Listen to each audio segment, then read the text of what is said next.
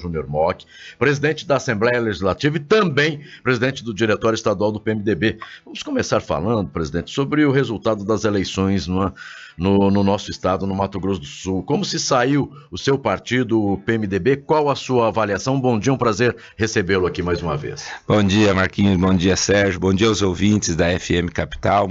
Muito obrigado pela oportunidade, eu que agradeço poder estar aqui para conversar com a população de Campo Grande e de Mato Grosso do Sul. Olha, o PMDB, ao meu ver, teve um desempenho satisfatório, né? Não poderia ter sido melhor, óbvio que poderia, mas também não foi de todo ruim. Nós temos hoje 18 prefeitos, nós elegemos 17. Alguns reeleitos, outros não.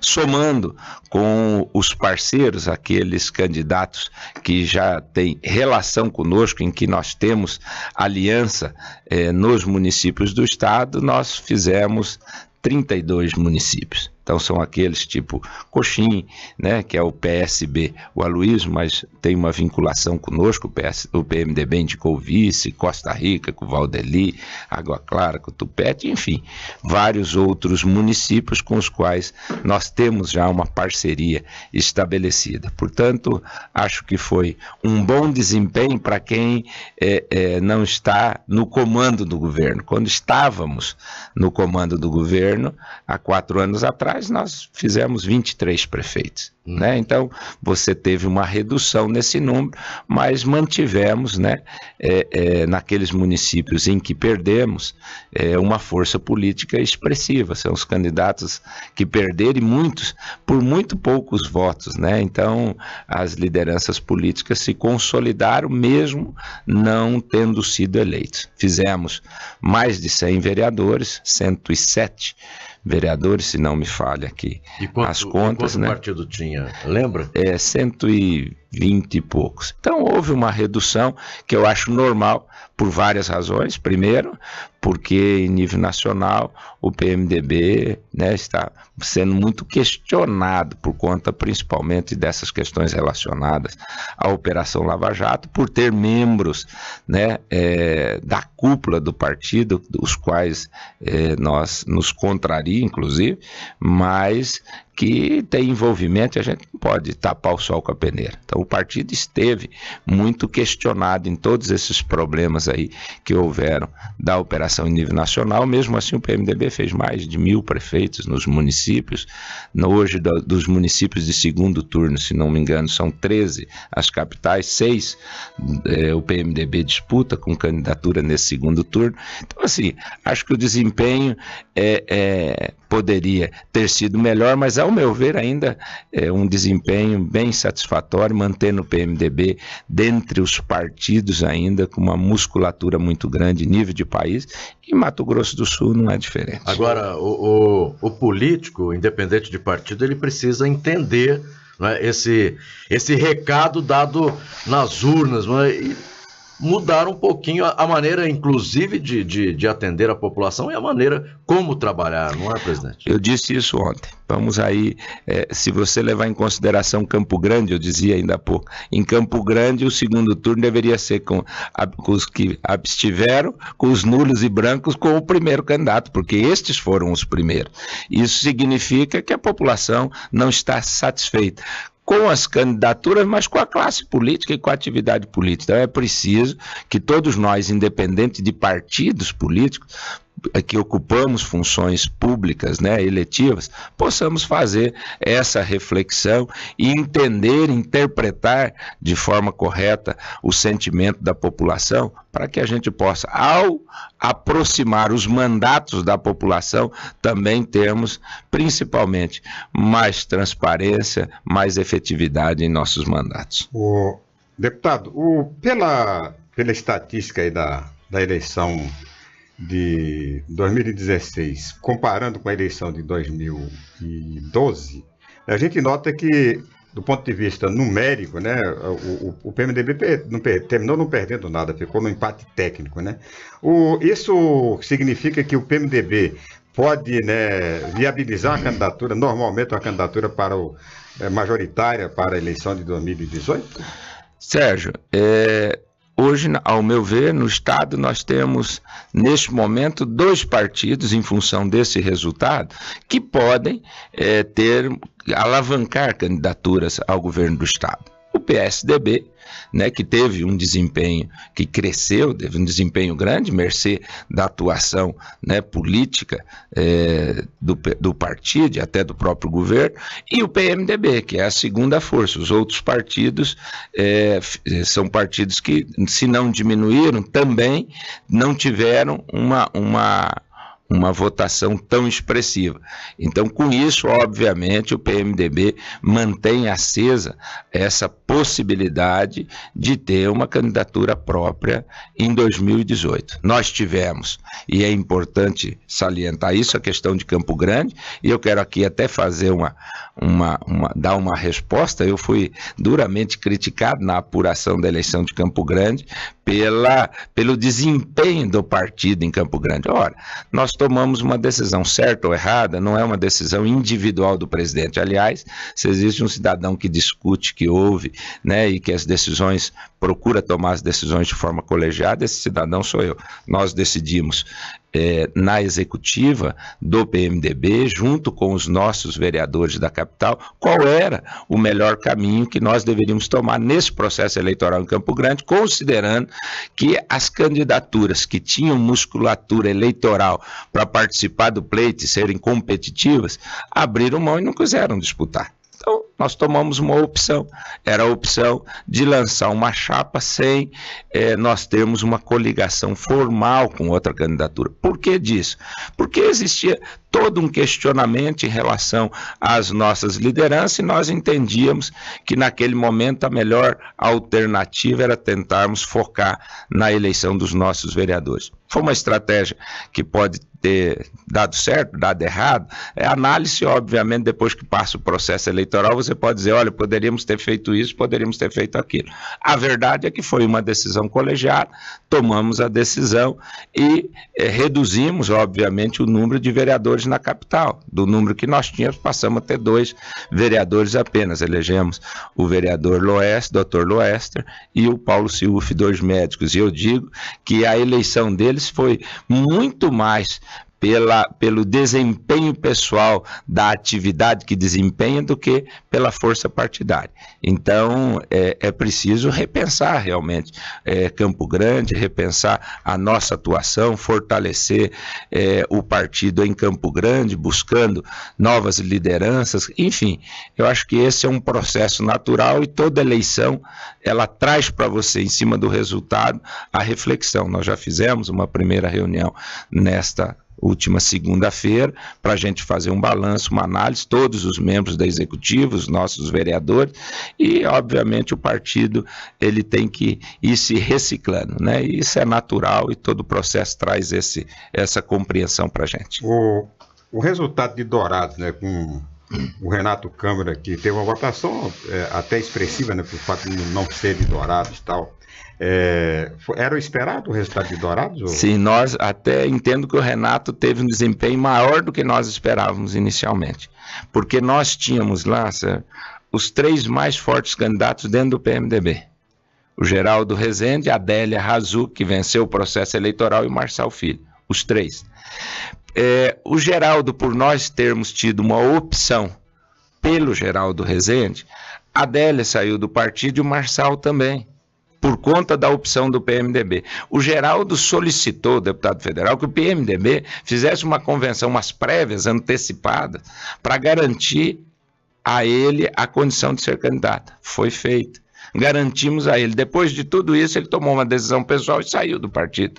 O que aconteceu? Nós ficamos sem uma candidatura, o Renato teve uma decisão que, ao nosso ver, extremamente importante no fortalecimento e na unidade do PMDB de Dourados, colocou o seu nome à disposição e na última hora, mesmo não tendo, né, uma penetração grande em Dourados, porque embora ele tenha estudado, a esposa de Dourados, ele tinha sido prefeito de Ivinhema, o Renato foi e teve cerca de 20% dos votos. Então o Renato, eu entendo que o PMDB em Dourados saiu fortalecido e o Renato como liderança saiu extremamente fortalecido. Eu falo que muito maior do que quando ele entrou na corrida eleitoral em Dourados. Presidente Júnior Mock, claro que o senhor fala aqui do PMDB, mas voltando para Campo Grande, para a eleição dos vereadores, são 29 vagas, 11 reeleitos de 25 ou 26 candidatos para a reeleição. E aí, claro, vários partidos políticos. O que o senhor acredita com esse baixo número de reeleitos? Foi a situação de momento que viveu Campo Grande, executivo e legislativo, não é? Aquela briga entre os poderes, e aí parece-me que a população realmente falou, olha, nós precisamos mudar. Eu concordo plenamente com isso. Eu acho que as questões relacionadas, principalmente no cenário nacional, que há uma certa reação negativa em relação à política e aos políticos, de maneira genérica, e de modo especial a Operação Coffee Break em Campo Grande, né?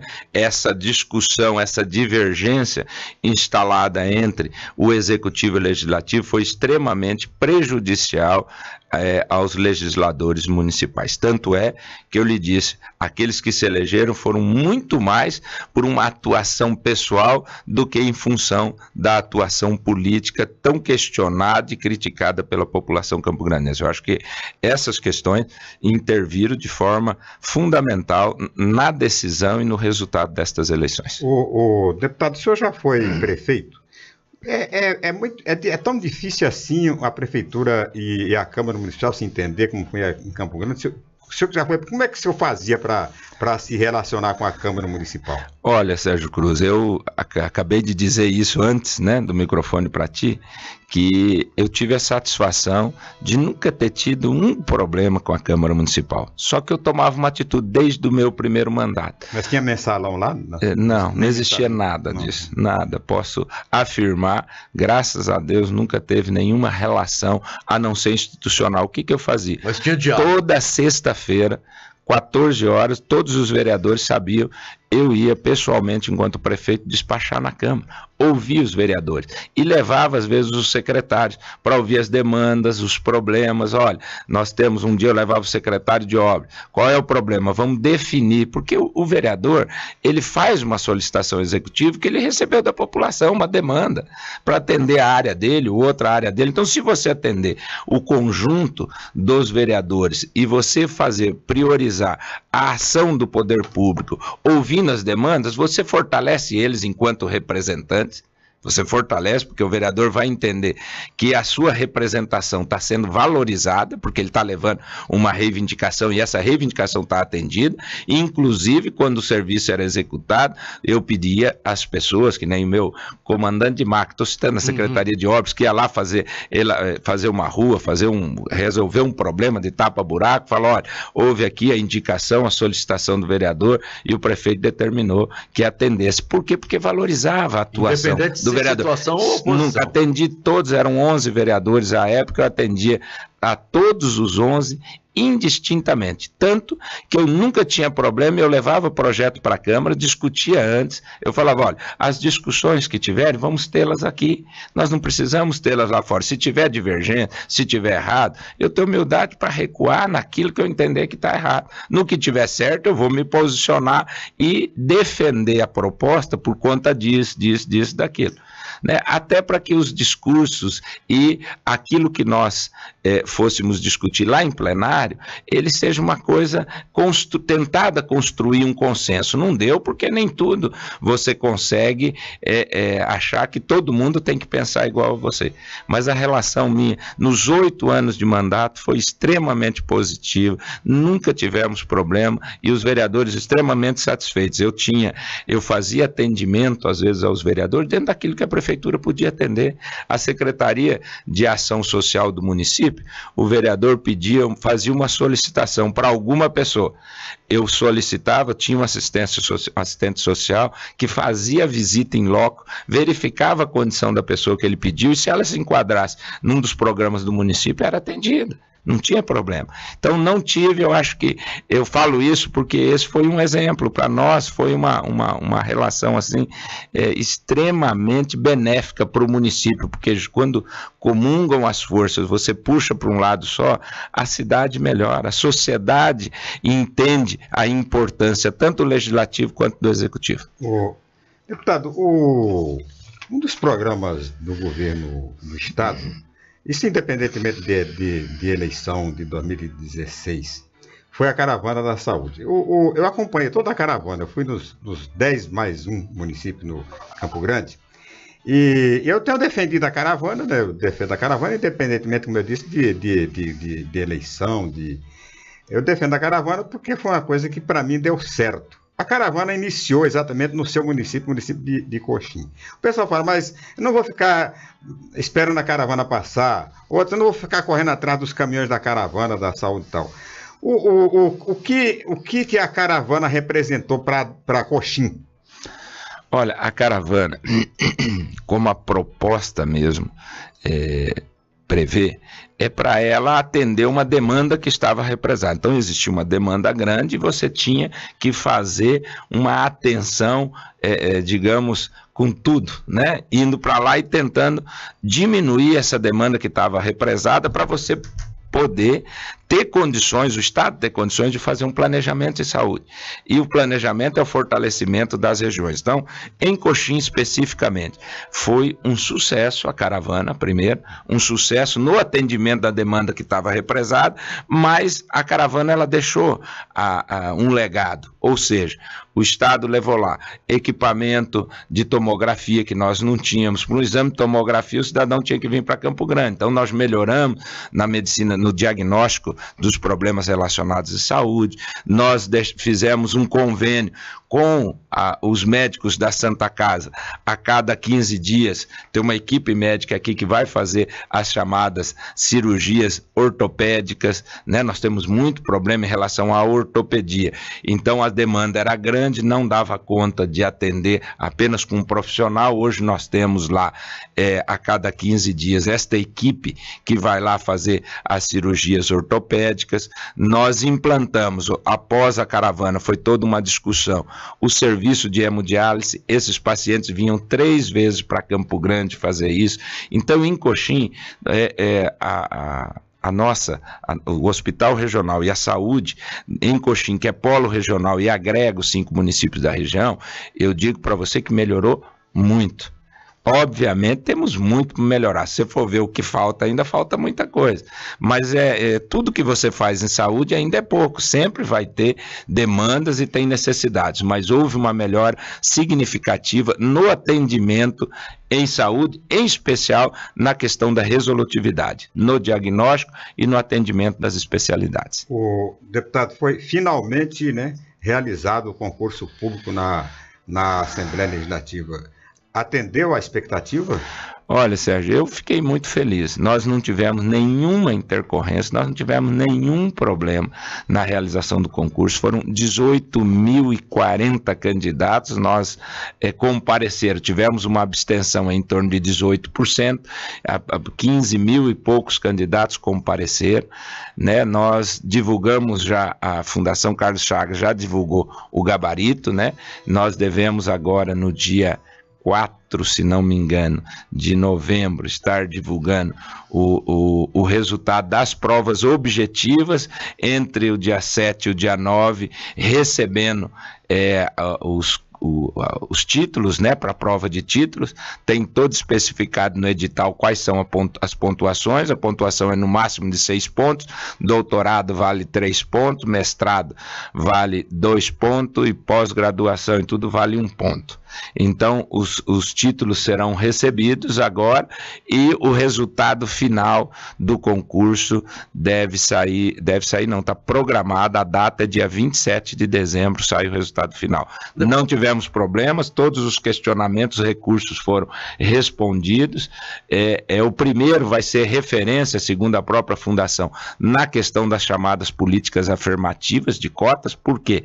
Porque nós, ao invés de ser genérico, e isso se deve muito a essa parceria com o Ministério Público, o Dr. Cândia e o Dr. Fábio Goldfin, que representava o Dr. Fábio, o Ministério Público no acompanhamento deste concurso, ao questionarem, nós nós fizemos uma modificação em que, aplicada a cada um dos cargos, para ter efetividade essa questão das políticas de cota para os indígenas, para os negros e para os deficientes. Então, entendo que da nossa parte estamos extremamente satisfeitos com o concurso.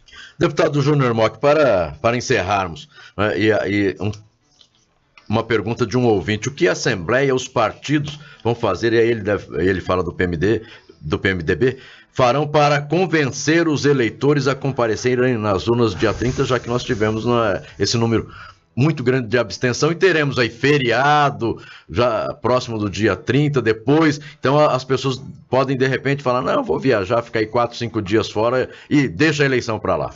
Eu diria o seguinte, o candidato que se eu fosse um candidato, eu iria para a televisão e diria a todos os eleitores a importância do processo eleitoral, mas dizia aos eleitores o que eu quero melhorar, como eu vou melhorar, da onde eu vou fazer, em que prazo eu vou fazer. A população não quer mais discurso genérico, a gente sente que a população não quer mais esse negócio de você ficar xingando a pessoa de um candidato, de outro. Nós estamos elegendo e é um processo extremamente sério, de responsabilidade. Nós estamos elegendo o administrador da nossa capital e nós precisamos que tenha gente competente, que tenha pessoas que conheçam da administração pública, que saibam que vão para a gestão e que saibam o que querem fazer para a capital e para as pessoas. O cidadão quer sentir que aquele candidato ele vai melhorar a sua vida. É isso que o cidadão quer ao depositar o seu voto, ele quer depositar a esperança de melhora. Portanto, espero que os candidatos tenham esse viés nesse segundo turno e que nós possamos realmente ser atraídos, né, a participar efetivamente do processo eleitoral e escolher o melhor candidato para a nossa querida Campo Grande. Deputado estadual Júnior Mock, presidente da Assembleia Legislativa e também presidente do Diretório Estadual do PMDB, quero agradecer a sua participação mais uma vez aqui no programa Tribuna Livre e desejar uma excelente semana. Eu que agradeço, muito obrigado pela oportunidade, um grande abraço a vocês da emissora e de modo especial a todos aqueles que estão sintonizados ouvindo este programa. Que Deus nos abençoe.